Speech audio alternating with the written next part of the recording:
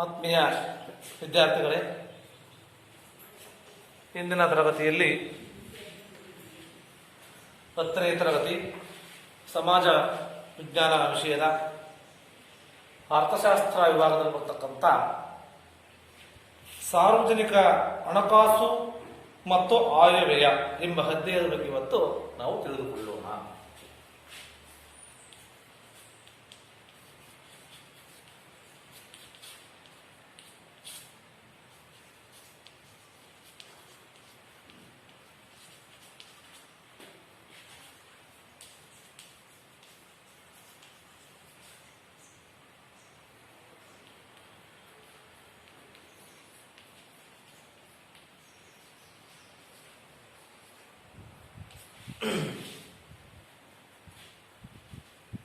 ಈ ಒಂದು ಅಧ್ಯಾಯದಲ್ಲಿ ನಾವು ಅಧ್ಯಯನ ಮಾಡತಕ್ಕಂಥ ಪ್ರಮುಖ ಅಂಶಗಳು ಯಾವುದಪ್ಪ ಅಂತಂದ್ರೆ, ಈ ಸಾರ್ವಜನಿಕ ಹಣಕಾಸು ಅಂದ್ರೆ ಏನು, ಅದರ ಅರ್ಥ ಮತ್ತು ಮಹತ್ವ, ಮತ್ತೆ ಆಯವ್ಯಯ ಅಂದ್ರೆ ಖರ್ಚು ಮತ್ತು ವೆಚ್ಚದ ಬಗ್ಗೆ, ಮತ್ತೆ ಸಾರ್ವಜನಿಕ ವೆಚ್ಚ, ಮತ್ತೆ ಸಾರ್ವಜನಿಕ ಆದಾಯ, ಮತ್ತೆ ಕೊರತೆಯಲ್ಲಿರ್ತಕ್ಕಂಥ ಹಣಕಾಸು, ಮತ್ತೆ ವಿತ್ತೀಯ ಕೊರತೆ, ಈ ಎಲ್ಲ ಅಂಶಗಳ ಬಗ್ಗೆ ನಾವು ಇವತ್ತು ತಿಳಿದುಕೊಳ್ಳೋಣ. ಅದರಲ್ಲಿ ಪ್ರಮುಖವಾಗಿ ಈ ಒಂದು ಸಾರ್ವಜನಿಕ ಹಣಕಾಸಿನ ಒಂದು ಪರಿಚಯವನ್ನು ನಾವು ತಿಳಿದಾದರೆ,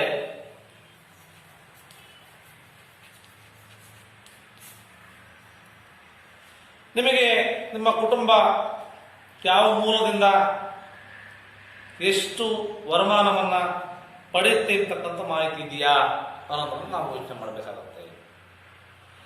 ಪ್ರತಿ ಕುಟುಂಬದ ಸದಸ್ಯರು ಕೃಷಿ ಇರ್ಬೋದು, ಉದ್ದಿಮೆ ಇರ್ಬೋದು, ಮತ್ತು ಅಥವಾ ಸೇವೆಗಳಲ್ಲಿ ತಮ್ಮನ್ನು ತೊಡಗಿಸಿಕೊಂಡು ವರಮಾನವನ್ನ ಪಡೀತಾರೆ. ವ್ಯಕ್ತಿಗಳು ವರಮಾನವನ್ನ ಅಥವಾ ಗೇಣಿ ಅಥವಾ ಬಾಡಿಗೆ ಅಂತ, ಏನೋ ಗೇಣಿ ಅಥವಾ ಬಾಡಿಗೆ,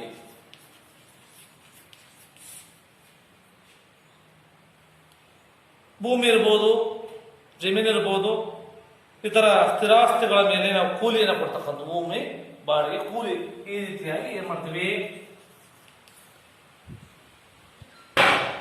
ವಿವಿಧ ಆರ್ಥಿಕ ಚಟುವಟಿಕೆಗಳಲ್ಲಿ ಭಾಗಿಯಾಗಿರ್ತಕ್ಕಂಥ ಶ್ರಮ ನೀಡುವುದರ ಮೂಲಕ ಬಡ್ಡಿ, ಹಣಕಾಸು ಸಂಸ್ಥೆಗಳಲ್ಲಿ ನಾವೇನ್ ಮಾಡ್ತೀವಪ್ಪ ಅಂತಂದ್ರೆ, ಈ ಒಂದು ಹಣವನ್ನ ಹೂಡುವುದರ ಮೂಲಕ, ಇನ್ನೊಬ್ಬರಿಗೆ ಸಾಲವಾಗಿ ನೀಡುವುದರ ಮೂಲಕ ಮತ್ತು ಲಾಭದ ರೂಪದಲ್ಲಿ ನಾವು ವರಮಾನವನ್ನು ಪಡಿತೀವಿ. ಹೀಗೆ ಪಡೆಯಲಾಗ್ತಕ್ಕಂಥ ವರಮಾನವನ್ನ ಅನುಭೋಗ ಮತ್ತು ಅಭಿವೃದ್ಧಿ ಉದ್ದೇಶಗಳಿಗೆ ಬಳಸ್ತೀವಿ. ಅನುಭೋಗ ಅಂದ್ರೆ ನಾವು ಉಪಯೋಗಿಸ್ತಕ್ಕಂಥ ಅನುಭೋಗ ಮತ್ತೆ ಅಭಿವೃದ್ಧಿ.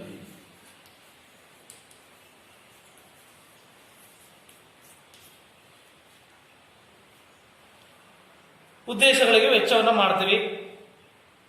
ವ್ಯಕ್ತಿ ಅಥವಾ ಕುಟುಂಬ ತನ್ನ ವರಮಾನ ವೆಚ್ಚವನ್ನ ಸಮರ್ಪಕವಾಗಿ ನಿರ್ವಹಿಸತಕ್ಕಂಥ ಮೂಲಕ ಅಭಿವೃದ್ಧಿಯನ್ನು ಸಾಧಿಸಲಿಕ್ಕೆ ಸಾಧ್ಯ ಆಗುತ್ತೆ.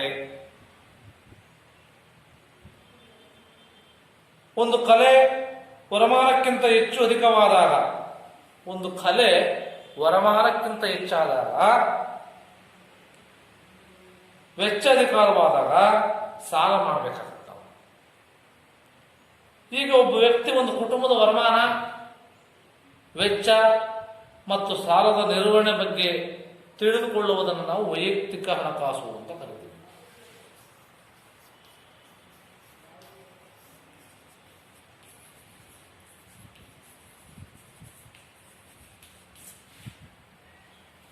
ಅದೇ ರೀತಿಯಲ್ಲಿ ಸರ್ಕಾರವು ತನ್ನದೇ ಆಗಿರ್ತಕ್ಕಂಥ ಹಣಕಾಸನ್ನು ನಿರ್ವಹಿಸುತ್ತೆ, ಅದೇ ಸಾರ್ವಜನಿಕ ಹಣಕಾಸು. ಈ ಅಧ್ಯಾಯದಲ್ಲಿ ಸರ್ಕಾರ ತನ್ನ ಹಣಕಾಸನ್ನು ಹೇಗೆ ನಿರ್ವಹಣೆ ಮಾಡುತ್ತೆ ಎಂಬುದನ್ನು ನಾವಿವತ್ತು ತಿಳಿಯಬೇಕಾಗುತ್ತೆ ವಿದ್ಯಾರ್ಥಿಗಳೇ. ಹಾಗಾದ್ರೆ ಸಾರ್ವಜನಿಕ ಹಣಕಾಸಿನ ಅರ್ಥ ಮತ್ತು ಮಹತ್ವ,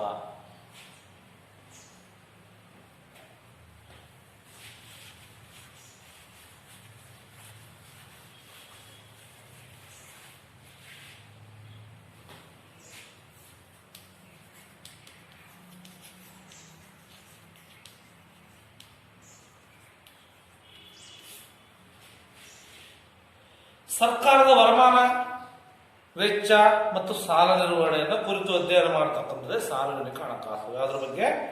ವರಮಾನ,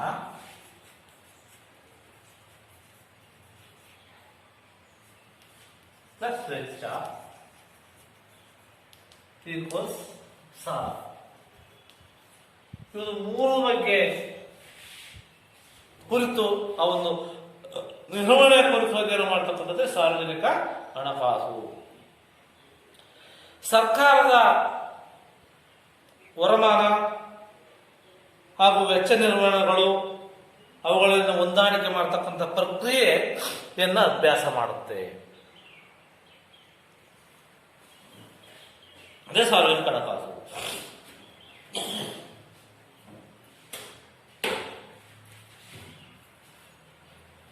ಇಲ್ಲಿ ಡಾಲ್ಟನ್ ಅಂತಕ್ಕಂಥವನು ಹೇಳ್ತಾನೆ ಏನಂತ?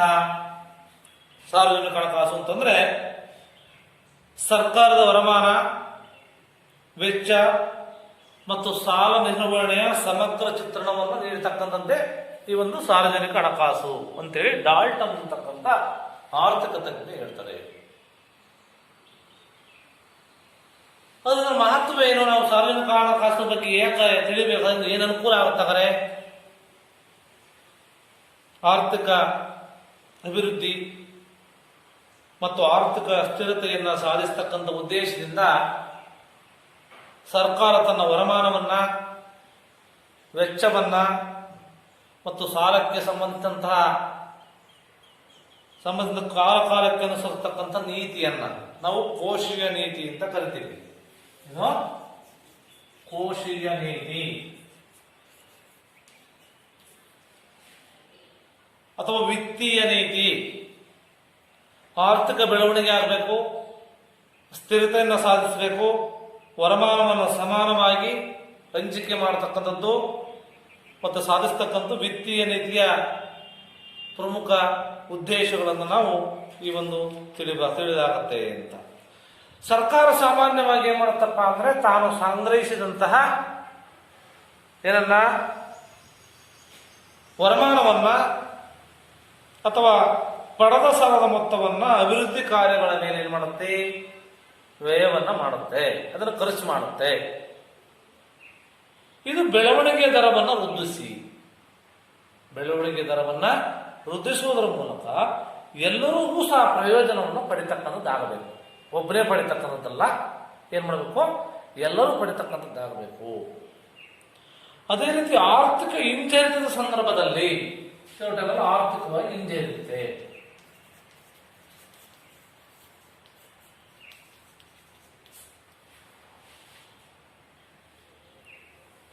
ಈ ಸಂದರ್ಭದಲ್ಲಿ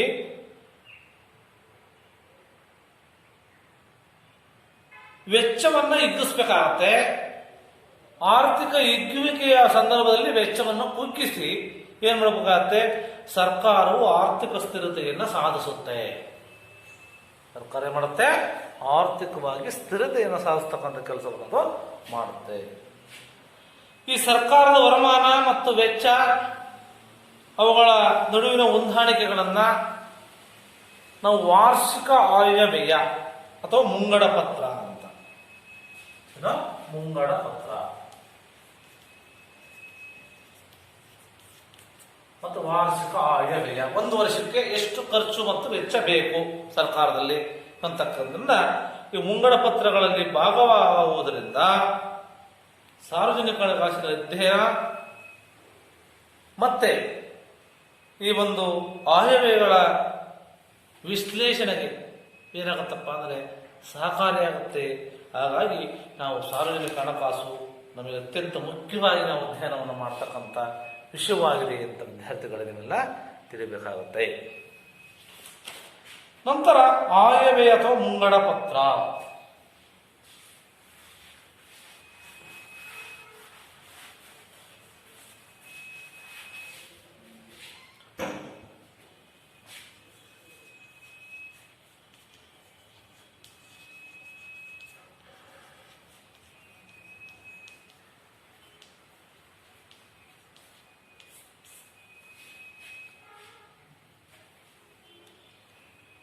ಸರ್ಕಾರ ಪ್ರತಿ ವರ್ಷ ತನ್ನ ಆಯವ್ಯಯವನ್ನು ತಯಾರು ಮಾಡುತ್ತೆ, ಅಂದರೆ ಖರ್ಚು ವೆಚ್ಚವನ್ನು. ಭಾರತದಲ್ಲಿ ಹಣಕಾಸು ವರ್ಷ ಏಪ್ರಿಲ್ 1ರಂದು ಪ್ರಾರಂಭವಾಗುತ್ತೆ. ಯಾವಾಗ? ಏಪ್ರಿಲ್ 1ರಂದು. ಮುಕ್ತಾಯ ಆಗ್ತಕ್ಕಂಥದ್ದು ಮುಂದಿನ ವರ್ಷದ ಮಾರ್ಚ್ 31. ಹಣಕಾಸು ವರ್ಷ ಮಾರ್ಚ್ 31 ಮುಕ್ತಾಯವಾಗುತ್ತೆ. ಈ ಮುಂದಿನ ವರ್ಷದ ಆಯವ್ಯಯವನ್ನ ಸರ್ಕಾರವು ಈ ಒಂದು ಸದರಿ ವರ್ಷದಲ್ಲಿ ತಯಾರಿಸತಕ್ಕಂಥ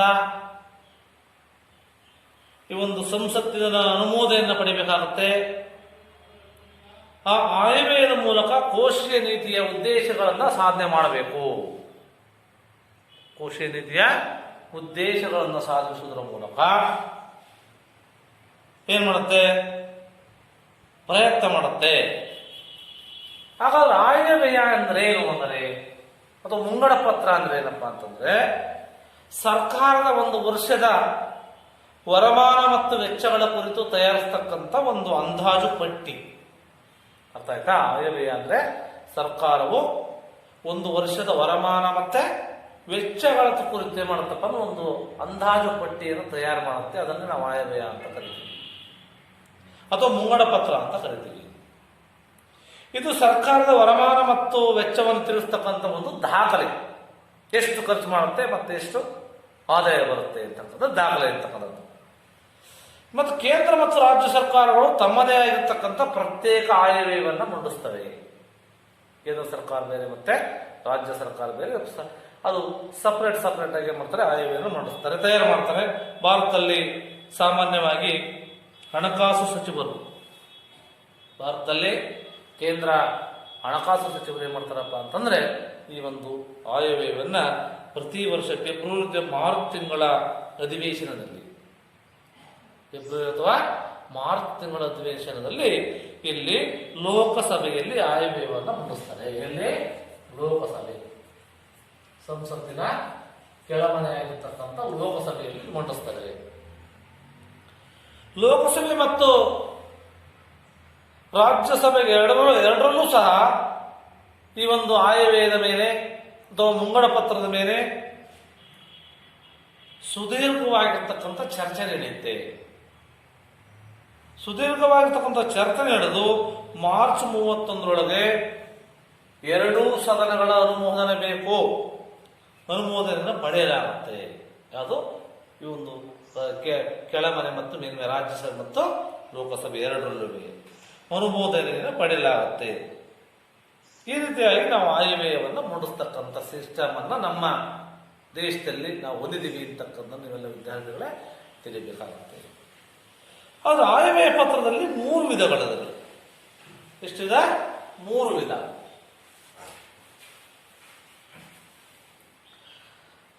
ಅದರಲ್ಲಿ ಸರ್ಕಾರದ ವರಮಾನ ಆದಾಯಕ್ಕಿಂತ ವರಮಾನವು ಅದರ ವೆಚ್ಚಕ್ಕಿಂತ ಹೆಚ್ಚಾಗಿದ್ರೆ, ಸರ್ಕಾರದ ವರಮಾನ ವೆಚ್ಚಕ್ಕಿಂತ ಹೆಚ್ಚಾಗಿರೋದನ್ನು ಉಳಿತಾಯ ವ್ಯಯ ಅಂತ ಕರಿತೀವಿ.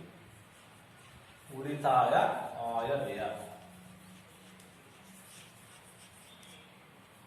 ವರಮಾನ ಜಾಸ್ತಿ ಆಗಿ ವೆಚ್ಚ ಕಡಿಮೆ ಇದ್ರೆ ಅದನ್ನ ಉಳಿತಾಯ ವ್ಯಯ ಅಂತ ಕರಿತೀವಿ. ವರಮಾನಕ್ಕಿಂತ ವೆಚ್ಚ ಹೆಚ್ಚಾಗಿದ್ರೆ, ಖರ್ಚು ಜಾಸ್ತಿ ಆಗಿದ್ರೆ ಅದು ಕೊರತೆಯ ಆಯವ್ಯಯ.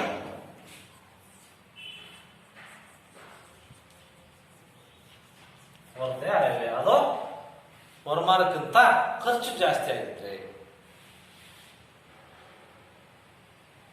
ಈ ವರಮಾನ ಮತ್ತು ವೆಚ್ಚ ಎರಡೂ ಸಮವಾಗಿದ್ರೆ ಯಾವುದು?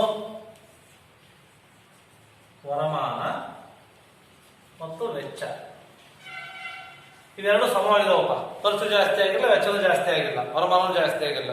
ಆದ್ರೆ ಎಂತ ಕರಿತೀವಿ ನಾವು? ಅದನ್ನು ಸಮತೋಲನ ಆಯವ್ಯಯ ಅಂತ.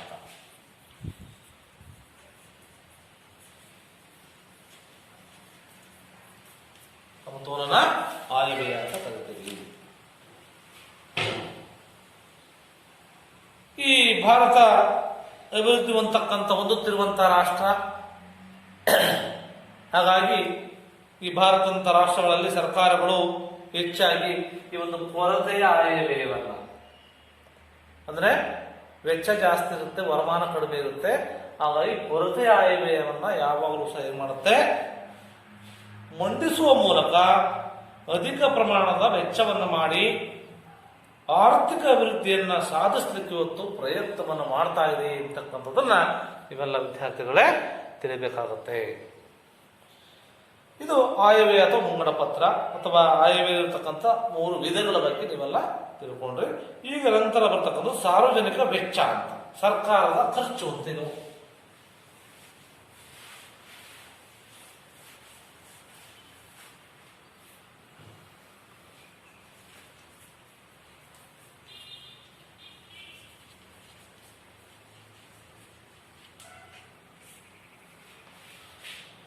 ಈ ಸರ್ಕಾರವು ರಾಷ್ಟ್ರದ ರಕ್ಷಣೆ ಮಾಡಬೇಕು, ಆಡಳಿತ ನಿರ್ವಹಣೆ ಮಾಡಬೇಕು, ಆರ್ಥಿಕ ಅಭಿವೃದ್ಧಿ ಆಗಬೇಕು, ಜನರ ಯೋಗಕ್ಷೇಮದ ದೃಷ್ಟಿಯಿಂದ ವಿವಿಧ ಚಟುವಟಿಕೆಗಳಿಗೆ ಏನ್ ಮಾಡುತ್ತಪ್ಪ ಅಂತಂದ್ರೆ ಹಣವನ್ನ ವೆಚ್ಚ ಮಾಡುತ್ತೆ. ಇದನ್ನೇ ನಾವು ಸಾರ್ವಜನಿಕ ವೆಚ್ಚ ಅಂತ ಕರಿತೀವಿ. ಇದನ್ನೇ ಸಾರ್ವಜನಿಕ ವೆಚ್ಚ ಅಂತ ಗೊತ್ತಾಯ್ತಾ? ಯಾವುದಕ್ಕೆ? ರಾಷ್ಟ್ರದ ರಕ್ಷಣೆ, ಆಡಳಿತ ನಿರ್ವಹಣೆ ಮತ್ತು ಆರ್ಥಿಕ ಅಭಿವೃದ್ಧಿ ಮತ್ತು ಜನರ ಯೋಗಕ್ಷೇಮವನ್ನು ನೋಡಿಕೊಳ್ಳಬೇಕು ಸರ್ಕಾರ. ಮತ್ತು ವಿವಿಧ ಚಟುವಟಿಕೆ ಹಣವನ್ನು ವೆಚ್ಚ ಮಾಡೋದು, ಇದನ್ನ ನಾವೇನು ಕರಿತೀವಿ? ಸಾರ್ವಜನಿಕ ವೆಚ್ಚ ಅಂತ ಕರಿತೀವಿ. ಅಂದರೆ ಸರ್ಕಾರ ತನ್ನ ಪ್ರಜೆಗಳ ಹಿತದೃಷ್ಟಿಯಿಂದ ಮಾಡ್ತಕ್ಕಂಥ ವೆಚ್ಚ, ಪ್ರಜೆಗಳ ಹಿತದೃಷ್ಟಿಯಿಂದ ಮಾಡ್ತಕ್ಕಂಥ ವೆಚ್ಚವೇ ಸಾರ್ವಜನಿಕ ವೆಚ್ಚ. 20ನೇ ಶತಮಾನದಲ್ಲಿ ಕಲ್ಯಾಣ ರಾಜ್ಯಗಳ ಉದಯದೊಂದಿಗೆ ಆಧುನಿಕ ಸರ್ಕಾರಗಳ ಕಾರ್ಯಕ್ಷೇತ್ರ ಮತ್ತು ಪಾತ್ರ ವಿಸ್ತರಣೆ ಆಗ್ತಾ ಹೋಗ್ತಾ ಇದೆ. ಹಾಗಾಗಿ ಸಾರ್ವಜನಿಕ ವೆಚ್ಚವೂ ಹೆಚ್ಚಾಗಿದೆ. ಈ ಭಾರತದಲ್ಲಿ ಕೇಂದ್ರ ಮತ್ತು ರಾಜ್ಯ ಸರ್ಕಾರಗಳು ತಮ್ಮದೇ ಆಗಿರ್ತಕ್ಕಂಥ ವೆಚ್ಚದ ವ್ಯಾಪ್ತಿಗಳನ್ನು ಹೊಂದಿವೆ. ಯಾವುದು? ಕೇಂದ್ರ ಮತ್ತು ರಾಜ್ಯಗಳು.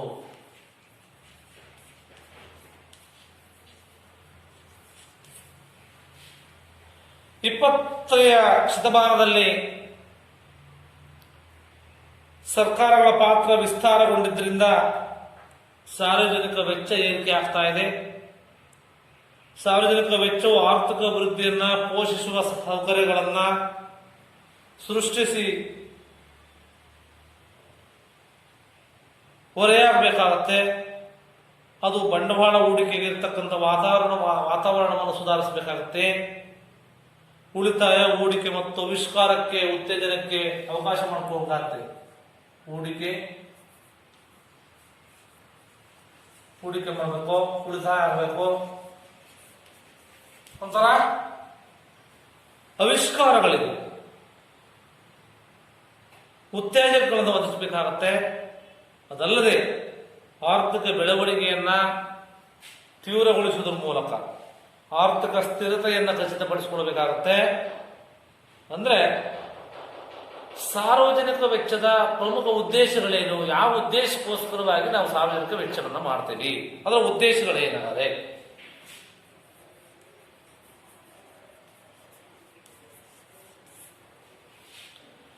ಆರ್ಥಿಕ ಬೆಳವಣಿಗೆಯನ್ನ ತೀವ್ರಗೊಳಿಸ್ತಕ್ಕಂಥದ್ದು.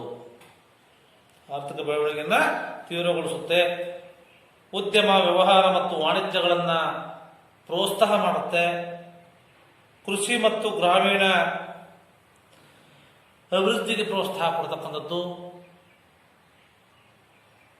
ಮತ್ತೆ ಸಮತೋಲಿತ ಪ್ರಾದೇಶಿಕ ಬೆಳವಣಿಗೆಗೆ ಪ್ರೋತ್ಸಾಹ,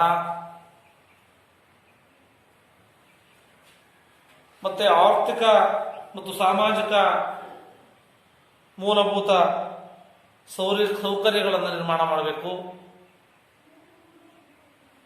ಸಂಪೂರ್ಣ ಉದ್ಯೋಗವನ್ನು ಸಾಧಿಸಬೇಕು ಮತ್ತು ಸಾಮಾಜಿಕ ಕಲ್ಯಾಣವನ್ನು ಅಧಿಕಗೊಳಿಸುವುದರ ಮೂಲಕ ಈ ಒಂದು ಸಾರ್ವಜನಿಕ ವೆಚ್ಚದ ಒಂದು ತನ್ನ ಗುರಿಯನ್ನು, ಅದ್ರ ಗುರಿನೇ ಅದ ಏನು? ಆರ್ಥಿಕ ಬೆಳವಣಿಗೆ, ಕೃಷಿ ಅಭಿವೃದ್ಧಿ ಆಗಬೇಕು, ಗ್ರಾಮೀಣ ಅಭಿವೃದ್ಧಿ ಆಗಬೇಕು, ಆಮೇಲೆ ಆರ್ಥಿಕ ಅಭಿವೃದ್ಧಿ ಮತ್ತು ಪ್ರಾದೇಶಿಕ ಬೆಳವಣಿಗೆ, ಸಂಪೂರ್ಣ ಉದ್ಯೋಗವನ್ನು ಸಾಧನೆ ಮಾಡತಕ್ಕಂಥದ್ದು, ಸಾಮಾಜಿಕ ಕಲ್ಯಾಣ ಮಾಡ್ತಕ್ಕಂಥದ್ದು ಈ ಒಂದು ಸಾರ್ವಜನಿಕ ವೆಚ್ಚವನ್ನ ಆ ಉದ್ದೇಶಕ್ಕೋಸ್ಕರವೇ ನಾವೇನ್ ಮಾಡ್ತೀವಿ, ಖರ್ಚು ಮಾಡ್ತಕ್ಕಂಥದ್ದನ್ನ ನಾವು ಮಾಡ್ತೇವೆ.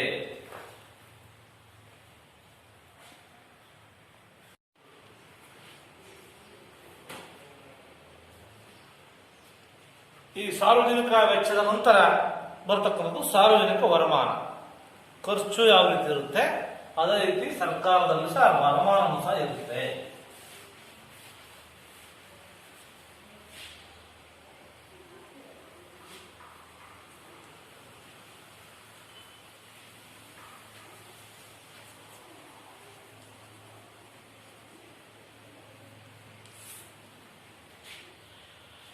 ಸಾರ್ವಜನಿಕ ವರಮಾನ ವಿವಿಧ ಆರ್ಥಿಕ ಚಟುವಟಿಕೆಗಳ ಮತ್ತು ವ್ಯಕ್ತಿಗಳ ಮೇಲೆ ವಿಧಿಸತಕ್ಕಂಥ ತೆರಿಗೆಗಳಿಂದ,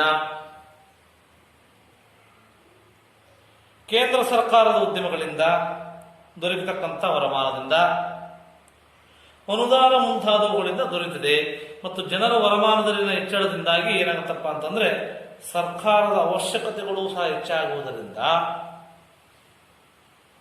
ಜನರ ವರಮಾನದಲ್ಲಿನ ಹೆಚ್ಚಳದಿಂದಾಗಿ ಸರ್ಕಾರ ಸಂಗ್ರಹ ಮಾಡತಕ್ಕಂಥ ವರಮಾನದ ಪ್ರಮಾಣವೂ ಸಹ ಹೆಚ್ಚಾಗುತ್ತೆ.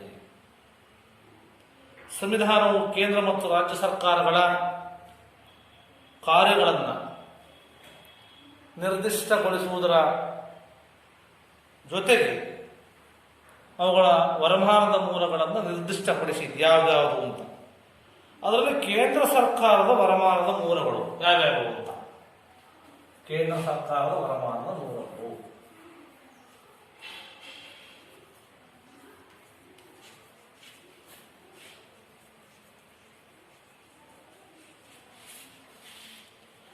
ಅದರಲ್ಲಿ ಒಂದೇದು ಕಂದಾಯ ವರಮಾನ ಅಂತ ಬರುತ್ತೆ. ಏನು? ಕಂದಾಯ ವರಮಾನ. ಸರ್ಕಾರವು ವಿವಿಧ ತೆರಿಗೆಗಳು ಮತ್ತು ತೆರಿಗೆಯೇತರ ಮೂಲಗಳಿಂದ ಈ ಒಂದು ಸಂಗ್ರಹಿಸತಕ್ಕಂಥ ವರಮಾನವನ್ನು ನಾವು ಕಂದಾಯ ವರಮಾನ ಅಂತ ಕರಿತೀವಿ. ಇದು ಸರ್ಕಾರದ ವಾಸ್ತವ ವರಮಾನ ಅಂತ. ಕಂದಾಯ ವರಮಾನವನ್ನು ಮುಖ್ಯವಾಗಿ ಮತ್ತು ಎರಡು ವಿಧವನ್ನಾಗಿ ಮಾಡ್ತೀವಿ, ತೆರಿಗೆ ವರಮಾನ, ತೆರಿಗೆಯೇತರ ವರಮಾನ ಅಂತ. ತೆರಿಗೆ ವರಮಾನ, ತೆರಿಗೆಯೇತರ ವರಮಾನ.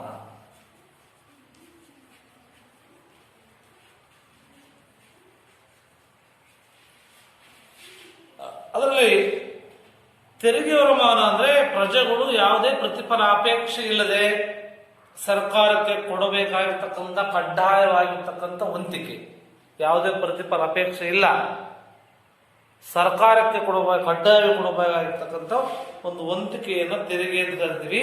ಕೇಂದ್ರ ಸರ್ಕಾರ ಪ್ರಜೆಗಳ ಮೇಲೆ ನಾನಾ ರೀತಿಯ ತೆರಿಗೆಗಳನ್ನ ವಿಧಿಸಿ ವರಮಾನವನ್ನು ಸಂಗ್ರಹಣೆ ಮಾಡುತ್ತೆ.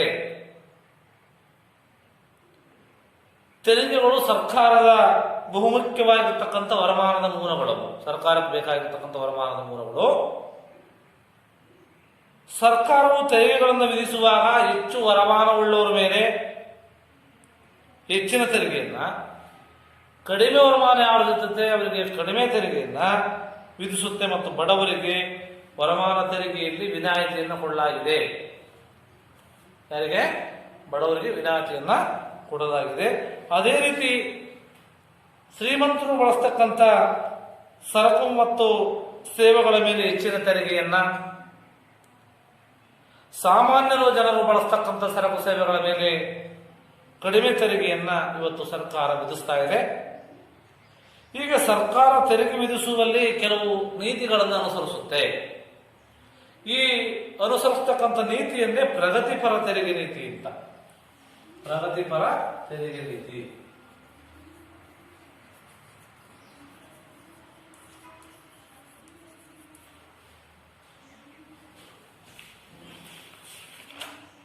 ಕೇಂದ್ರ ಸರ್ಕಾರ ವಿಧಿಸತಕ್ಕಂಥ ತೆರಿಗೆಗಳಲ್ಲಿ ಮುಖ್ಯವಾಗಿ ಎರಡು ವಿಧ, ಪ್ರತ್ಯಕ್ಷ ತೆರಿಗೆ ಮತ್ತು ಪರೋಕ್ಷ ತೆರಿಗೆ ಅಂತ.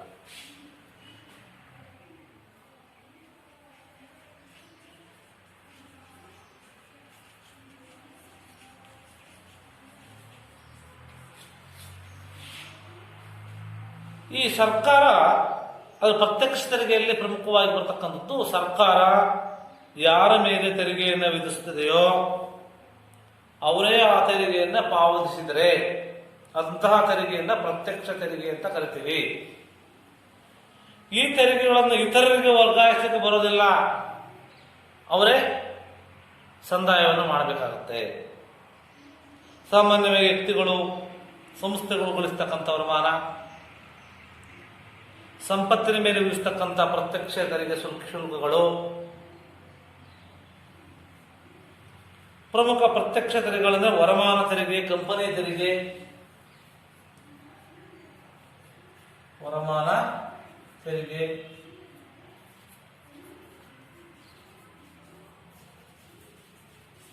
ಕಂಪನಿ ತೆರಿಗೆ,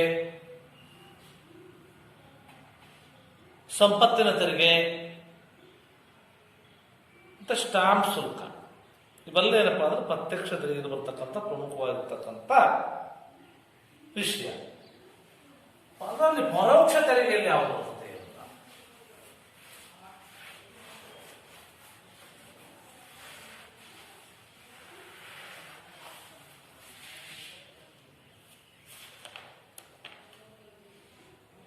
ಈ ಸರ್ಕಾರ ವಿಧಿಸ್ತಕ್ಕಂಥ ತೆರಿಗೆಯನ್ನ ಇತರರ ಮೇಲೆ ವರ್ಗಾಯಿಸಲು ಸಾಧ್ಯವಿದ್ರೆ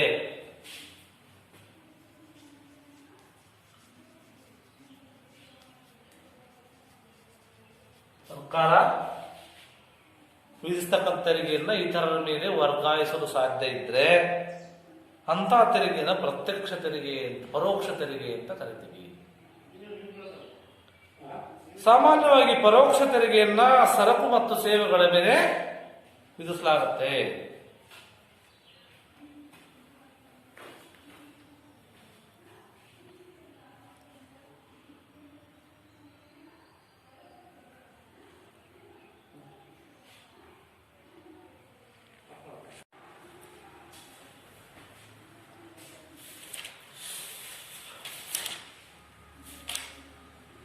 ಉದಾಹರಣೆ, ಈ ಪರೋಕ್ಷ ತೆರಿಗೆಯು ಸರ್ಕಾರವು ಸರಕು ಸೇವೆಗಳ ಉತ್ಪಾದನೆಯ ಸಂದರ್ಭದಲ್ಲಿ ಸೇವೆಯನ್ನು ವಿಧಿಸಲಾಗುತ್ತೆ. ಆ ಉತ್ಪಾದಕನ ಮೇಲೆ ತೆರಿಗೆಯನ್ನು ವಿಧಿಸುತ್ತೆ. ಉತ್ಪಾದಕನು ಈ ತೆರಿಗೆಯನ್ನು ಏನ್ ಮಾಡ್ತಾನೆ? ಮಾರಾಟಗಾರರಿಗೆ ವರ್ಗಾವಣೆ ಮಾಡ್ತಾನೆ. ಮಾರಾಟಗಾರ ಅಂತಿಮವಾಗಿ ಏನ್ ಮಾಡ್ತಾನೆ? ತೆರಿಗೆಯನ್ನ ಬಳಕೆದಾರರಿಗೆ ವರ್ಗಾಯಿಸ್ತಾನೆ. ಅಂದ್ರೆ ಸರ್ಕಾರ ಉತ್ಪಾದಕನ ಮೇಲೆ ತೆರಿಗೆ ವಿಧಿಸಿದರೆ ಅದರ ಹೊರೆ ಹೊರ್ತಕ್ಕಂಥವ್ನು ಯಾರಪ್ಪ ಅಂದ್ರೆ ಬಳಕೆ ಮಾಡ್ತಕ್ಕಂಥವ್ನು. ಹಾಗಾಗಿ ಕೇಂದ್ರ ಸರ್ಕಾರ ವಿಧಿಸ್ತಕ್ಕಂಥ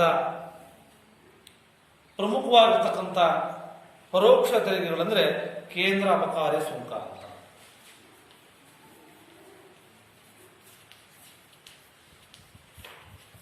ಕೇಂದ್ರ ಅಬಕಾರಿ ಸುಂಕ. ನಂತರ ಮೌಲ್ಯವರ್ಧಿತ ತೆರಿಗೆ ಮತ್ತೆ ಆಮದು ಮತ್ತು ರಫ್ತು ಸುಂಕ ಅಂತ.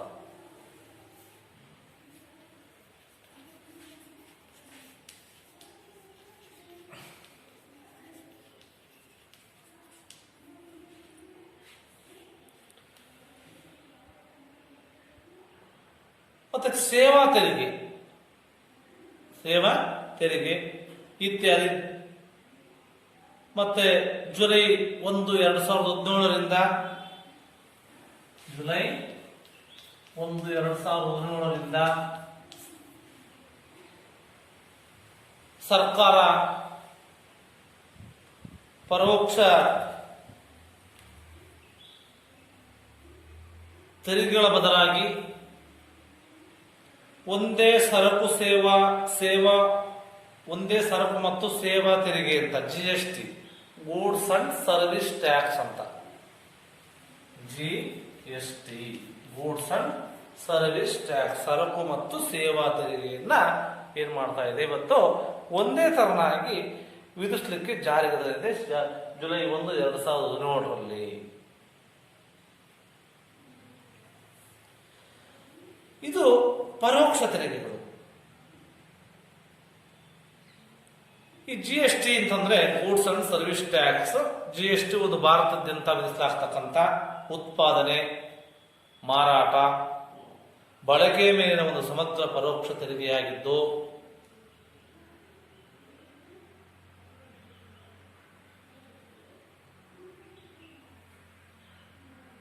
ಕೇಂದ್ರ ಮತ್ತು ರಾಜ್ಯ ಸರ್ಕಾರಗಳು ಸದ್ಯ ವಿಧಿಸತಕ್ಕಂಥ ಎಲ್ಲಾ ಪರೋಕ್ಷ ತೆರಿಗೆಗಳು ಬದಲಾಗಿ 1/7/2017 ಜಾರಿಗೆ ಬಂದಿದ್ದು, ಇವುಗಳನ್ನು ಸರಕು ಸೇವೆಗಳ ಮಾರಾಟ, ಖರೀದಿ ಎಲ್ಲಾ ಹಂತದಲ್ಲೂ ಇದನ್ನು ವಿಧಿಸಲಾಗುತ್ತೆ.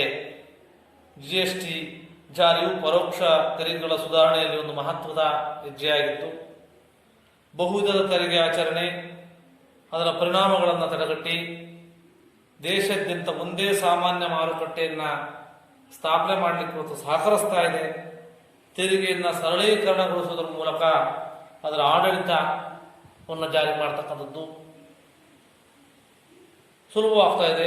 ಬಳಕೆದಾರ ದೃಷ್ಟಿಯಿಂದ ನೋಡುವುದಾದ್ರೆ ನಾವೇನಪ್ಪ ಅಂತಂದ್ರೆ ಅತ್ಯಂತ ಪ್ರಮುಖ ಪ್ರಯೋಜನ ತೆರಿಗೆ ಹೊರೆ ಇಳಿಕೆ ಆಗುತ್ತೆ ಅಂತ. ತೆರಿಗೆ ಹೊರೆ ಏನಾಗುತ್ತೆ? ಇಳಿಕೆ ಆಗುತ್ತೆ. ಸರಕುಗಳು ಮುಕ್ತವಾಗಿ ಒಂದು ರಾಜ್ಯದಿಂದ ಇನ್ನೊಂದು ರಾಜ್ಯಕ್ಕೆ ಏನಾಗುತ್ತಪ್ಪ ಅಂದ್ರೆ ಸಾಗಣೆ ಆಗಲಿಕ್ಕೆ ಮತ್ತು ದಾಖಲೀಕರಣ ಹೊರೆಯೂ ಸಹ ಏನಾಗುತ್ತಪ್ಪ ಅಂದ್ರೆ ಕಡಿಮೆ ಆಗ್ತಕ್ಕಂಥದ್ದನ್ನು ನಾವು ಕಾಣ್ತೇವೆ. ಇದು ತೆರಿಗೆ ಮೂಲಗಳು. ಒಂದು ಕೇಂದ್ರ ಸರ್ಕಾರ ಹೊರತಕ್ಕಂಥ ಪ್ರಮುಖ ಒಂದು ವರಮಾನದಲ್ಲಿ ತೆರಿಗೆ ವರಮಾನ ಮತ್ತು ತೆರಿಗೆಯೇತರ ವರಮಾನ ಎರಡನೇ.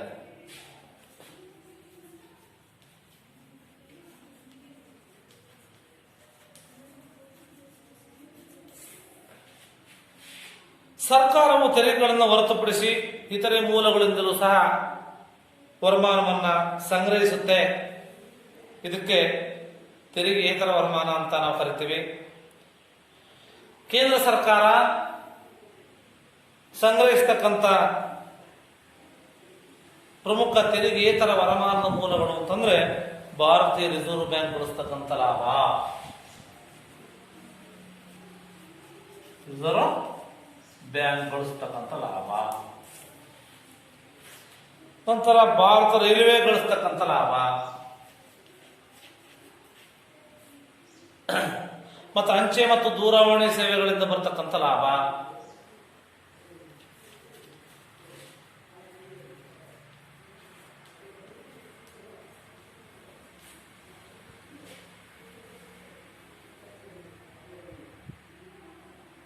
ಮತ್ತು ಸಾರ್ವಜನಿಕ ಉದ್ಯಮಗಳು ಗಳಿಸ್ತಕ್ಕಂಥ ವರಮಾನ, ಅಥವಾ ನಾಣ್ಯ ಮುದ್ರಣಾಲಯ, ಟಂಕಸಾಲೆಯಿಂದ ಬರ್ತಕ್ಕಂಥ ವರಮಾನ, ವಿವಿಧ ರೀತಿಯ ಶುಲ್ಕಗಳಿರ್ಬೋದು, ದಂಡಗಳಿರ್ಬೋದು, ಇವೆಲ್ಲ ಏನಪ್ಪಾ ಅಂದ್ರೆ ತೆರಿಗೆಯೇತರ ವರಮಾನದ ಮೂಲಗಳಾಗಿದ್ದಾವೆ ಅಂತಕ್ಕದ್ದನ್ನ ಇವೆಲ್ಲ ತಿಳಿಬೇಕಾಗತ್ತೆ. ಇದಾದ ನಂತರ ಬಂಡವಾಳ ವರಮಾನ ಅಂತ ಬರುತ್ತೆ. ಯಾವುದು? ಬಂಡವಾಳದಿಂದ ವರಮಾನ ಬರುತ್ತೆ. ಏನ್ ಬಂಡವಾಳ ವರಮಾನ ಅಂದ್ರೆ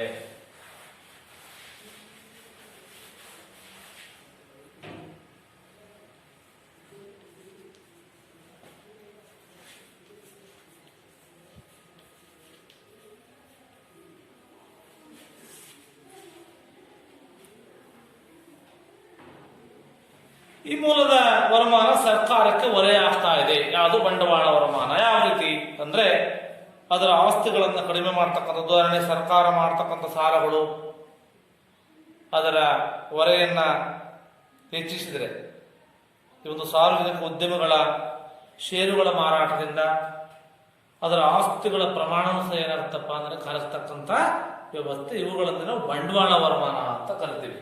ಅದನ್ನ ಇದನ್ನೇ ಈ ನಂತರ ಬರ್ತಕ್ಕಂಥದ್ದು ಸಾರ್ವಜನಿಕ ವರಮಾನ. ನಂತರ ಸಾರ್ವಜನಿಕ ಸಾಲವು ಸಹ ಪ್ರಮುಖವಾಗಿರ್ತಕ್ಕಂಥದ್ದು.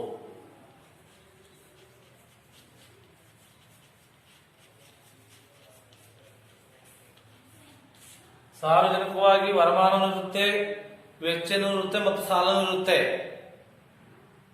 ಹಾಗಾಗಿ ಸರ್ಕಾರವು ಬಂಡವಾಳ ವರಮಾನವನ್ನ ಬಹುಮುಖ್ಯವಾಗಿ ಆಂತರಿಕ ಮತ್ತು ವಿದೇಶಿ ಮೂಲಗಳಿಂದ ಸಾಲ ಪಡೆಯುವ ಮೂಲಕ ಸಂಗ್ರಹಿಸ್ತಾ ಇದೆ.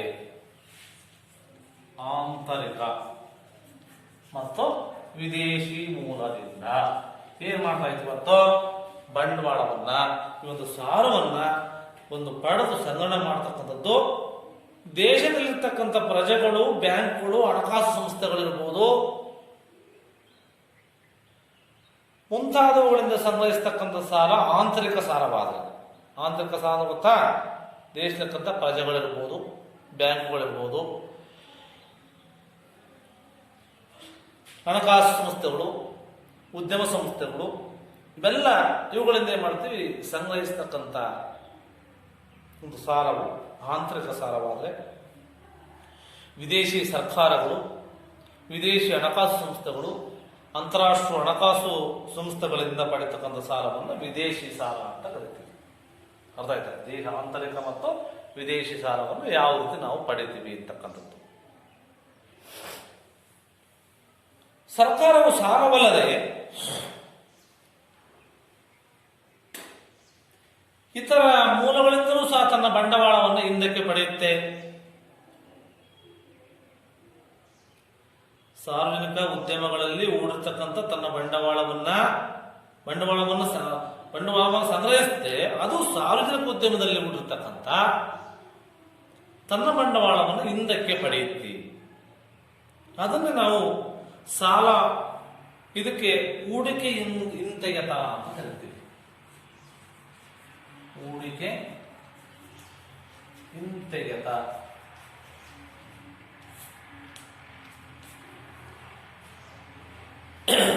ರಾಜ್ಯ ಸರ್ಕಾರಗಳು ಕೇಂದ್ರ ಸರ್ಕಾರದಿಂದ ಪಡೆಯತಕ್ಕಂಥ ಸಾಲ ಮತ್ತು ಹಣಕಾಸು ನೆರವನ್ನ ಕಾಲಕ್ಕೆ ಮರುಪಾವತಿ ಮಾಡುತ್ತೆ. ಹೀಗೆ ಹೂಡಿಕೆ ಹಿಂತೆಗೆತ ಮತ್ತು ಸಾಲದ ಮರುಪಾವತಿಯಿಂದ ಸಂಗ್ರಹವಾಗ್ತಕ್ಕಂಥ ಹಣವನ್ನ ಸಾಲೇತರ ಬಂಡವಾಳ ಅಂತ ಕರಿತೀವಿ. ಸಾಲೇತರ.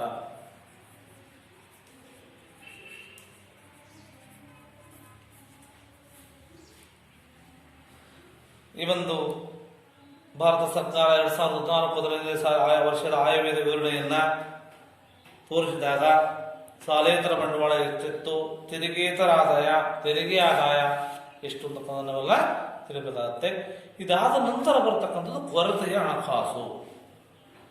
ಭಾರತ ಕೊರತೆಯ ಮುಂಗಡ ಪತ್ರವನ್ನ ಮಂಡಿಸ್ತಾ ಇದೆ ಅಂತಕ್ಕಂಥದ್ದನ್ನ ಇವರೇ ತಿಳಿದುಕೊಂಡಿದ್ದೇವೆ ವಿದ್ಯಾರ್ಥಿಗಳೇ. ಅದರಲ್ಲಿ ಬರ್ತಕ್ಕಂಥದ್ದು ಕೊರತೆಯ ಹಣಕಾಸು.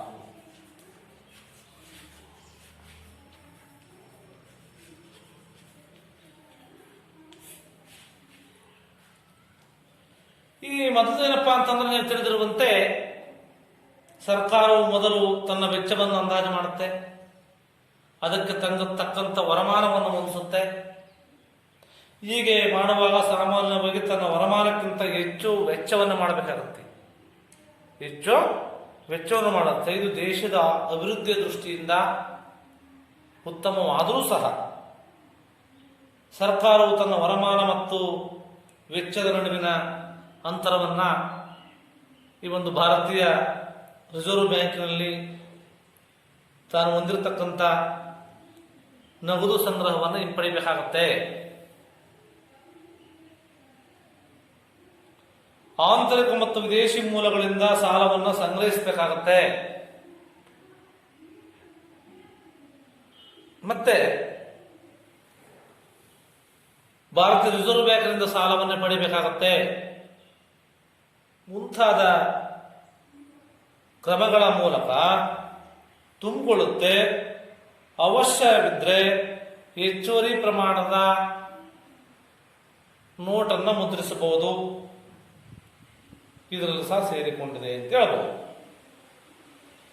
ಹೀಗೆ ಭಾರತೀಯ ರಿಸರ್ವ್ ಬ್ಯಾಂಕಿನಿಂದ ಸಾಲ ಪಡೆಯತಕ್ಕಂಥದ್ದು ಮತ್ತು ಹೊಸ ಹಣ ಸೃಷ್ಟಿ ಮಾಡತಕ್ಕಂಥದ್ದು ಕೊರತೆ ಹಣಕಾಸು ಅಂತ ಕರಿತೀವಿ. ಭಾರತೀಯ ರಿಸರ್ವ್ ಬ್ಯಾಂಕಿನಿಂದ ಏನ್ ಮಾಡೋದು? ಸಾಲವನ್ನು ಪಡೆಯತಕ್ಕಂಥದ್ದು ಮತ್ತು ಹೊಸ ಹಣವನ್ನು ಸೃಷ್ಟಿ ಮಾಡದೆ ನಾವು ಕೊರತೆ ಹಣಕಾಸು ಅಂತ. ಹೊಸ ಹಣ ಸೃಷ್ಟಿ ಮಾಡಬೇಕು. ಈಗಿಲ್ಲ, ಹಣ ಇಲ್ಲ, ಕೊರತೆ ಇದೆ, ಅದನ್ನು ಸೃಷ್ಟಿ ಮಾಡತಕ್ಕಂಥದ್ದೇ ಸಾರ್ವಜನಿಕ ಕೊರತೆಯ ಹಣಕಾಸು. ಭಾರತದಲ್ಲಿ ನಾವು 4 ವಿಧದ ಕೊರತೆಯ ಪರಿಕಲ್ಪನೆಯನ್ನು ಬಳಸ್ತೀವಿ. ಅವುಗಳಲ್ಲಿ ಪ್ರಮುಖವಾಗಿ ಬರ್ತಕ್ಕಂಥವು ವಿತ್ತೀಯ ಕೊರತೆ ಅಂತ ಒಂದೇದು. ವಿತ್ತೀಯ ಕೊರತೆ.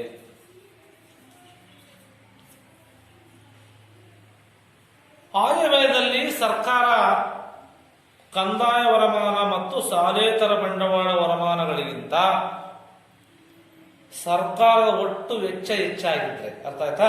ಕಂದಾಯ ವರಮಾನ ಮತ್ತು ಸಾಲೇತರ ಬಂಡವಾಳ ವರಮಾನಗಳಿಂದ ಸರ್ಕಾರದ ಒಟ್ಟು ವೆಚ್ಚ ಹೆಚ್ಚಾಗಿದ್ರೆ ಅದನ್ನೇ ನಾವು ವಿತ್ತೀಯ ಕೊರತೆ ಅಂತ ಕರಿತೀವಿ.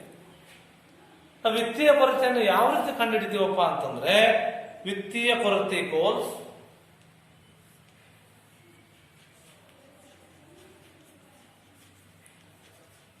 ಈಕ್ವಲ್ಸ್ ಕಂದಾಯ ವರಮಾನ ಮತ್ತು ಸಾಲೇತರ ಬಂಡವಾಳ ವರಮಾನ. ಕಂದಾಯ ವರಮಾನ ಮತ್ತು ಸಾಲೇತರ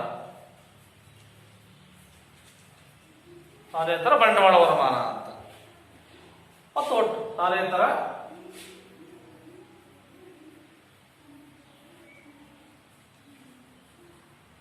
ಮತ್ತು ಒಟ್ಟು ವೆಚ್ಚ.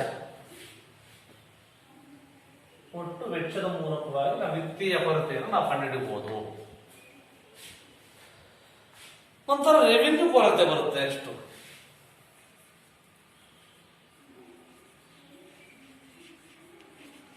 ರೆವಿನ್ಯೂ ಕೊರತೆ. ಇಲ್ಲಿ ರೆವಿನ್ಯೂ ಕೊರತೆ,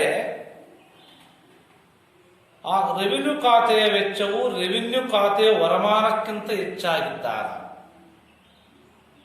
ರೆವಿನ್ಯೂ ಕೊರತೆ ಉಂಟಾಗುತ್ತೆ. ಅದರ ಸೂತ್ರವನ್ನು ನಾವು ರೆವಿನ್ಯೂ ಕೊರತೆ ಇಸ್ ಈಕ್ವಲ್ ಟು ರೆವಿನ್ಯೂ ಖಾತೆ ವರಮಾನ ರೆವಿನ್ಯೂ ಖಾತೆ ವೆಚ್ಚ. ರೆವಿನ್ಯೂ ಖಾತೆಯ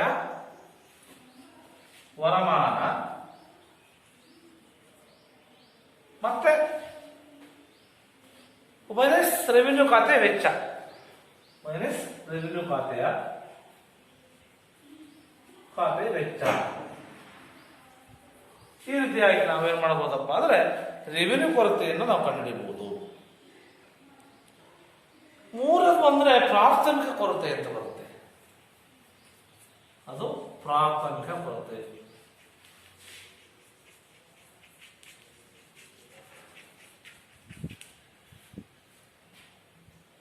ಚಾಲ್ತಿ ವರ್ಷದ ವಿತ್ತೀಯ ಕೊರತೆಯಿಂದ ಕಳೆದ ವರ್ಷದ ಬಡ್ಡಿ ಪಾವತಿಯನ್ನ ನಾವು ವಜಾಗೊಳಿಸಿದಾಗ ಈ ಒಂದು ಪ್ರಾಥಮಿಕ ಕೊರತೆಯನ್ನು ನಾವು ಕಂಡುಹಿಡಿಯಬಹುದು. ದೊರೆಯುತ್ತೆ. ಅಲ್ಲಿ ಪ್ರಾಥಮಿಕ ಕೊರತೆ ಇಸ್ ಈಕ್ವಲ್ ಟು ವಿತ್ತೀಯ ಕೊರತೆ ಮೈನಸ್ ಬಡ್ಡಿ ಪಾವತಿ. ವಿತ್ತೀಯ ಕೊರತೆ ಮೈನಸ್ ಬಡ್ಡಿ ಪಾವತಿ. ಈ ರೀತಿಯಾಗಿ ನಾವೇನ್ ಮಾಡಬಹುದು ಅಂದ್ರೆ ಈ ಒಂದು ಪ್ರಾಥಮಿಕ ಕೊರತೆ ಯಾವ ರೀತಿ ಇದೆ ಅಂತಕ್ಕಂಥದ್ದನ್ನು ನಾವು ಕಂಡುಹಿಡಿಯಬಹುದು. ನಾಲ್ಕನೇದಾಗಿ ಮುಂಗಡ ಅಥವಾ ಆಯವ್ಯಯದ ಕೊರತೆ, ಮುಂಗಡ ಪತ್ರ ಅಥವಾ ಆಯವ್ಯಯದ ಕೊರತೆ.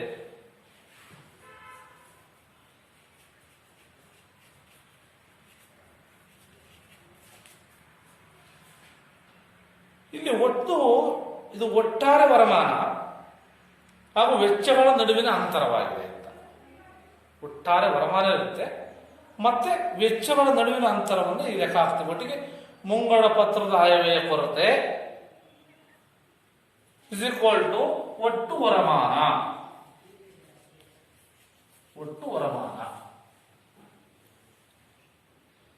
ಮೈನಸ್ ಒಟ್ಟು ವೆಚ್ಚ ಎಷ್ಟಾಗಿದೆ, ಇದ್ರ ಮೂಲಕವಾಗಿ ನಾವು ಕಂಡುಹಿಡಿಯಬಹುದು ಇದನ್ನ, ಈ ಒಂದು ಮುಂಗಡ ಪತ್ರ ಅಥವಾ ಆಯವ್ಯಯ ಕೊರತೆಯನ್ನ. ಅದು ಅಧಿಕ ಪ್ರಮಾಣದ ಕೊರತೆಗಳು ಆರ್ಥಿಕ ವ್ಯವಸ್ಥೆಗೆ ಉತ್ತಮವಲ್ಲ. ಯಾಕಪ್ಪ ಅಂತಂದ್ರೆ ಅವು ರಾಷ್ಟ್ರಕ್ಕೆ ಹೊರೆ ಸೃಷ್ಟಿತವೇ ಅಲ್ಲದೆ ಅನಿಯಂತ್ರಿತ ಕೊರತೆಗಳನ್ನು, ಹಣಕಾಸಿನ ಅಶಿಸ್ತನ್ನು ತೋರಿಸುತ್ತೆ. ಅದು ಹಣದುಬ್ಬರವನ್ನು ಹೆಚ್ಚಿಸುತ್ತೆ. ಆದ್ದರಿಂದ ಅಂತಹ ಪ್ರವೃತ್ತಿಗಳನ್ನ ನಿಯಂತ್ರಿಸಲಿಕ್ಕೆ 2003ರಲ್ಲಿ ಭಾರತ ಸರ್ಕಾರ ಕೋಶೀಯ ಹೊಣೆಗಾರಿಕೆ ಮತ್ತು ಮುಂಗಡ ಪತ್ರ ನಿರ್ವಹಣೆ ಕಾಯ್ದೆಯನ್ನ ಜಾರಿಗೆ ತಂದಿದೆ. ಇಷ್ಟರಲ್ಲಿ 2003ರಲ್ಲಿ. ಇದು ಪ್ರಮುಖವಾಗಿ ಹಣಕಾಸಿನ ಶಿಸ್ತನ್ನು ಪಾಲಿಸತಕ್ಕಂಥದ್ದು, ಕೊರತೆಯನ್ನು ಕಮ್ಮಿ ಮಾಡತಕ್ಕಂಥದ್ದು, ಆರ್ಥಿಕ ನಿರ್ವಹಣೆಯನ್ನು ಉತ್ತಮಪಡಿಸಬೇಕು, ಸಾರ್ವಜನಿಕ ನಿಧಿಗಳ ಸೂಕ್ತ ನಿರ್ವಹಣೆ ಮೂಲಕ ಮುಂಗಡ ಪತ್ರದಲ್ಲಿ ಸಮತೋಲನವನ್ನು ಸಾಧಿಸ್ತಕ್ಕಂಥ ಕೆಲಸವನ್ನು ಇದು ಮಾಡುತ್ತೆ ಅಂತಕ್ಕಂಥನ್ನ ವಿದ್ಯಾರ್ಥಿಗಳೇ ನೀವೆಲ್ಲ ಇದುವರೆಗೂ ತಿಳಿದುಕೊಂಡ್ರಿ. ಇವತ್ತಿನ ವಿಷಯದಲ್ಲಿ ಪ್ರಮುಖವಾಗಿ ಏನು ಸಾರ್ವಜನಿಕ ಹಣಕಾಸು ಅಂದ್ರೆ ಏನು, ಅದರ ಅರ್ಥ ಮತ್ತು ಮಹತ್ವ, ಮತ್ತು ಸರ್ಕಾರದ ಆಯವ್ಯದ ಮುಂಗಡ ಪತ್ರ, ಮತ್ತು ಸರ್ಕಾರದ ಸಾರ್ವಜನಿಕ ವೆಚ್ಚ ಮತ್ತು ಸಾರ್ವಜನಿಕ ಆದಾಯ, ಮತ್ತು ಕೊರತೆ ಹಣಕಾಸು ಮತ್ತು ವಿತ್ತೀಯ ಕೊರತೆ ಬಗ್ಗೆ ವಿದ್ಯಾರ್ಥಿಗಳೇ ಇವೆಲ್ಲ ಇದುವರೆಗೂ ತಿಳ್ಕೊಂಡಿದ್ದೀರಿ. ಎಲ್ಲರಿಗೂ ಸಹ ತುಂಬ ಧನ್ಯವಾದ.